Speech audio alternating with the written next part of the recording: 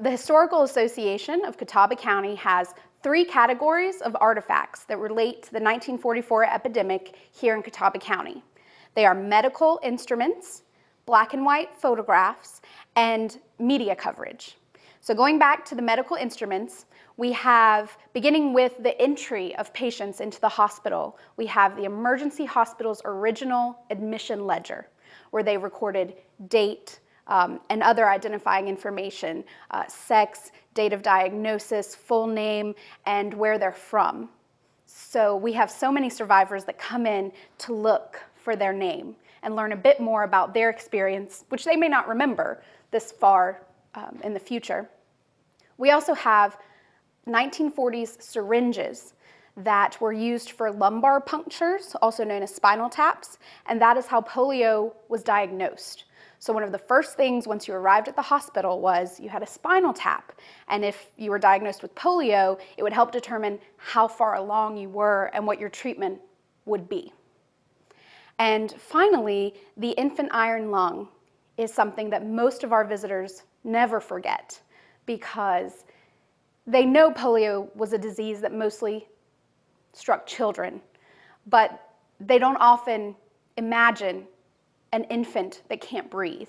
And how do you help such a small, fragile creature learn to breathe on its own when they can't tell you what's wrong? The photographs, most of our photographs fall into 2 categories. They were either donated by a nurse, Eleanor Wittes, who answered the Red Cross's call. They said, "We need help."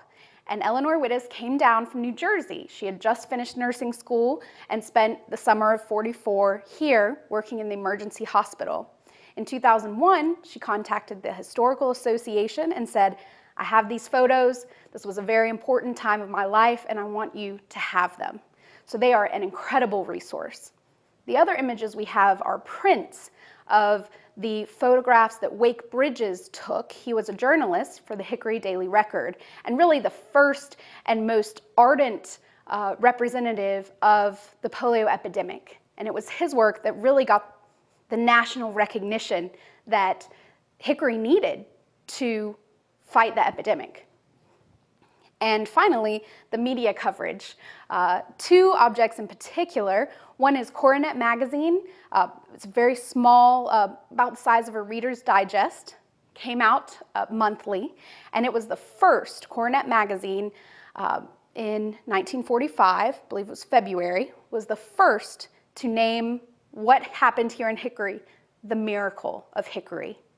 And so in terms of memory, and what we learn about the epidemic, that is key. And it's something that we use and show visitors and researchers all the time.